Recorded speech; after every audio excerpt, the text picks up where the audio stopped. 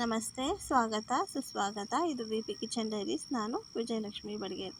ನಾನಿವತ್ತು ಬಟ್ಲುಗಡುಬು ಮೆಂತ್ಯ ಚಟ್ನಿ ಮಾಡೋದನ್ನು ತೋರಿಸ್ತಾ ಇದ್ದೀನಿ. ಬನ್ನಿ, ಅದಕ್ಕೆ ಏನು ಬೇಕು, ಹೇಗೆಲ್ಲ ಮಾಡಬೇಕು ಅಂತ ಮಾಡ್ತಾ ನೋಡೋಣ.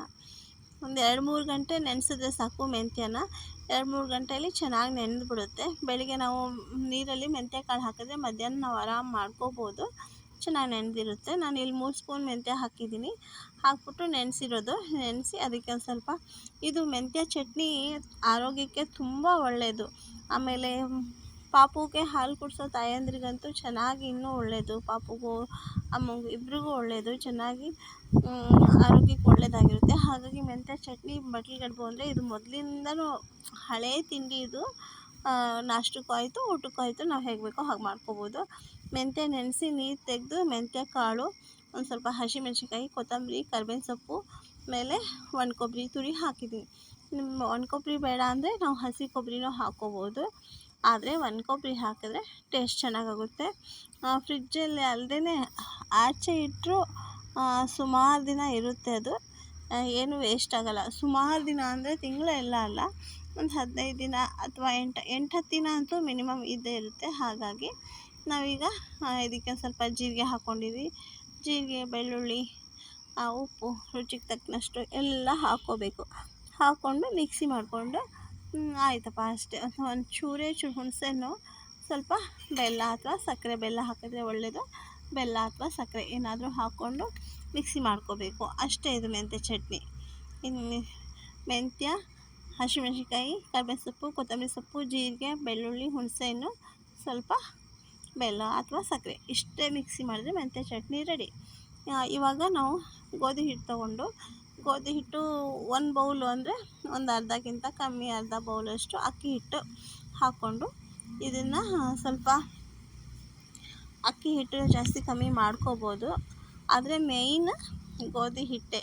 ನಾವು ಇವಾಗ 2 ಬಟ್ಲು ಗೋಧಿ ಹಿಟ್ಟು ತೊಗೊತೀವಿ ಅಂದರೆ ಅರ್ಧ ಕಪ್ ಕೂಡ ಅಕ್ಕಿ ಹಿಟ್ಟು ಹಾಕ್ಕೋಬೋದು. ಅದು ಯಾಕಪ್ಪ ಅಂದರೆ ಬರೀ ಗೋಧಿ ಹಿಟ್ಟಾದರೆ ಸ್ವಲ್ಪ ಗಟ್ಟಿಯಾಗುತ್ತೆ ಅನ್ನೋದಕ್ಕೋಸ್ಕರ ಸ್ವಲ್ಪ ಅಕ್ಕಿ ಹಿಟ್ಟು ಹಾಕ್ಕೋಬೇಕು ಅಷ್ಟೇ. ಮತ್ತು ಇದಕ್ಕೊಂದು ಸ್ವಲ್ಪ ಉಪ್ಪು, ಎಣ್ಣೆ ಹಾಕ್ಕೊಂಡು ನೀರು ಸ್ವಲ್ಪ ಹಾಕ್ಕೊಂಡು ಕಲಿಸ್ಕೊಬೇಕು. ಚಪಾತಿ ಹಿಟ್ಟಿನ ಥರನೇ ಕಲಿಸ್ಕೊಂಡ್ರೂ ಸಾಕು. ಚಪಾತಿ ಹಿಟ್ಟು ಹೇಗೆ ಕಲಿಸ್ಕೊತೀವೋ ಆ ಥರ ಕಲಿಸ್ಕೊಂಡ್ರೆ ಆಯಿತು. ಮತ್ತು ವಿ.ಪಿ. ಕಿಚನ್ ಡೈರೀಸ್ ಯಾರೆಲ್ಲ ನೋಡ್ತಾ ಇದ್ದೀರಾ ಅವರು ಮರೀದೇ ಸಬ್ಸ್ಕ್ರೈಬ್ ಮಾಡ್ಕೊಳ್ಳಿ, ಮತ್ತು ಶೇರ್, ಕಮೆಂಟ್ ಮಾಡಿ ಅಂತ ಹೇಳ್ತಾ, ಸಬ್ಸ್ಕ್ರೈಬ್ ಮಾಡಿಕೊಂಡು ಬೆಲ್ ಬಟನ್ ಇರುತ್ತೆ ಅಲ್ವ, ಅದ್ರ ಮೇಲೆ ಒತ್ತಬೇಕು. ಆವಾಗ ನಮ್ಮ ಎಲ್ಲ ವೀಡಿಯೋಸು ನಿಮಗೆ ಫಸ್ಟ್ ಬರುತ್ತೆ. ಹಾಗಾಗಿ ಸಬ್ಸ್ಕ್ರೈಬ್ ಮಾಡ್ಕೊಳ್ದೇ ಇರೋರು ಸಬ್ಸ್ಕ್ರೈಬ್ ಮಾಡ್ಕೊಳ್ಳಿ. ಅಂದರೆ ನಮಗೂ ಒಂಥರ ಖುಷಿ ಆಗುತ್ತೆ ಬೇರೆ ಬೇರೆ ವೀಡಿಯೋ ಮಾಡೋದಕ್ಕೆ. ಸಬ್ಸ್ಕ್ರೈಬ್ ನಮ್ಮ ಚಾನಲ್ ಕೂಡ ನೋಡ್ತಾ ಇದ್ದಾರೆ ಅದು ಅಂತ ನಮಗೂ ಒಂದು ಖುಷಿ ಆಗುತ್ತೆ. ಅದಕ್ಕೋಸ್ಕರ ಸಬ್ಸ್ಕ್ರೈಬ್ ಮಾಡ್ಕೊಳ್ಳೋದ್ರಿಂದ ಯಾರಿಗೂ ಏನೂ ದುಡ್ಡು ಹೋಗಲ್ಲ. ಮರೀದೇ ಸಬ್ಸ್ಕ್ರೈಬ್ ಮಾಡ್ಕೊಳ್ಳಿ. ಚೆನ್ನಾಗಿ ಚಪಾತಿ ಹಿಟ್ಟು ಥರ ಕಲಿಸ್ಬಿಟ್ಟು ಮತ್ತೆ ಮೇಲೆ ಒಂದು ಸ್ವಲ್ಪ ಎಣ್ಣೆ ಹಾಕಿ ಒಂದು ಸ್ವಲ್ಪ ಎಲ್ಲ ಒತ್ತಿ ಚೆನ್ನಾಗಿ ನಾದ್ಕೊಂಬಿಟ್ಟು ಒಂದು ಸ್ವಲ್ಪ ಮುಚ್ಚಿಟ್ಟು ಒಂದು 10-15 ನಿಮಿಷ ರೆಸ್ಟ್ ಮಾಡೋಕ್ಕೆ ಕೊಡಬೇಕು. ಆಮೇಲೆ ನಾವು ಮೆಂತ್ಯ ಚಟ್ನಿ, ಬಟ್ಲುಗಡುಬು ಅಂದ್ರೇನು, ಮೊದಲಿನ ಕಾಲದಲ್ಲೆಲ್ಲ ಇದನ್ನು ಚಟ್ನಿ ಮಾಡಿಬಿಟ್ಟು ಮತ್ತು ಇದು ಚಪಾತಿ ಹಿಟ್ಟಲ್ಲಿ ಕಲಿಸ್ಕೊಂಡಿರೋದ್ರಲ್ಲಿ ಬಟ್ಲು ಶೇಪಲ್ಲಿ ಮಾಡ್ತಾಯಿದ್ರು. ಡಿಟ್ಟೋ ಬಟ್ಲು ಥರನೇ, ಪುಟಾಣಿ ಬಟ್ಲು ಥರನೇ ಮಾಡ್ತಾಯಿದ್ರು. ಇವಾಗ ನಾವೆಲ್ಲ ಅದೇ ಶೇಪೇ ಮಾಡ್ತಾಯಿದ್ರೆ ಮಕ್ಕಳಿಗೆ ಒಂಥರ ಇದೇನೋ ಅನಿಸುತ್ತೆ. ಅದನ್ನೇ ಹಿಟ್ಟನ್ನೇ ಬೇರೆ ಬೇರೆ ಡಿಸೈನು, ಬೇರೆ ಬೇರೆ ಶೇಪಲ್ಲಿ ಮಾಡಿದ್ರೆ ಮಕ್ಕಳೆಲ್ಲ ಇಷ್ಟಪಟ್ಕೊಂಡು ತಿಂತಾರೆ. ಅದಕ್ಕೋಸ್ಕರ ನಮ್ಗೆ ಯಾವ ಥರ ಶೇಪ್ ಬೇಕೋ ಆ ಥರ ನಾವು ಮಾಡ್ಕೋಬೋದು. ಆದರೆ ಇದು ಮಾತ್ರ ಆರೋಗ್ಯಕ್ಕೆ ತುಂಬ ತುಂಬ ತುಂಬ ಒಳ್ಳೆಯದು.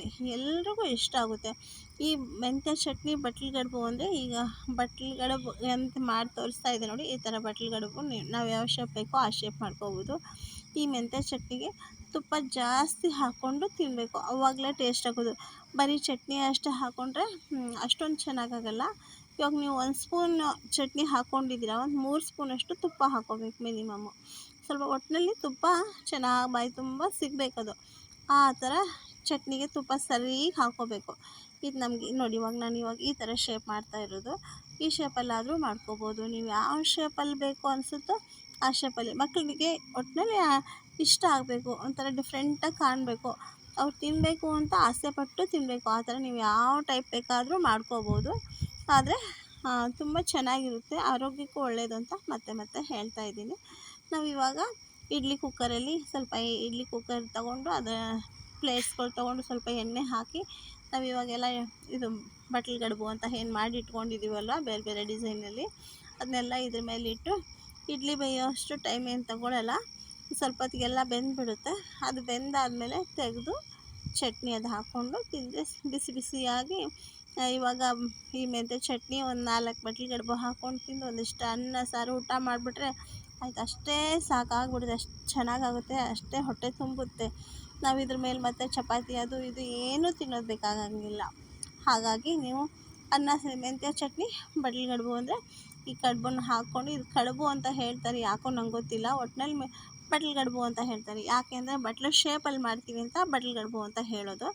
ಆದರೆ ಅವಾಗೆಲ್ಲ ಬರೀ ಬಟ್ಲು ಶೇಪಲ್ಲಿ ಮಾಡೋರು ನಾವು ಚಿಕ್ಕವರಿರುವಾಗ. ಈಗೆಲ್ಲ ನಾವುಗಳು ಮಕ್ಕಳಿಗೆ ಅದೇ ಶೇಪು ಅದೇ ಇದು ಅಂದ ತಕ್ಷಣ ಏನೋ ಅಷ್ಟು ವ್ಯತ್ಯಾಸ ಅನಿಸಲ್ಲ. ಈ ಥರ ಮಾಡಿದ್ರೆ ಏನೋ ಚೆನ್ನಾಗಿ ಕಾಣಿಸುತ್ತೆ ಅಲ್ವಾ, ಚೆನ್ನಾಗಿ ಕಾಣಿಸುತ್ತೆ, ಇಷ್ಟಪಟ್ಟು ತಿಂತಾರೆ ಅನ್ನೋದಕ್ಕೋಸ್ಕರ ಬೇರೆ ಬೇರೆ ಡಿಸೈನು ಬೇರೆ ಬೇರೆ ಶೇಪಲ್ಲಿ ಮಾಡೋದು ಅಷ್ಟೇ.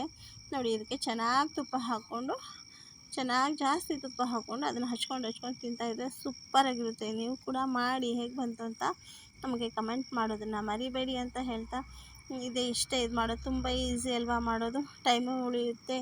ಚಪಾತಿ ಪಲ್ಯ ಅಷ್ಟೇ ಸಾಕು, ಬೇರೆ ಬೇಕಾಗಿಲ್ಲ. ನಮಸ್ತೆ, ಧನ್ಯವಾದ. ಮತ್ತೆ ಒಂದು ವಿಡಿಯೋ ಜೊತೆಗೆ ಸಿಗ್ತೀನಿ.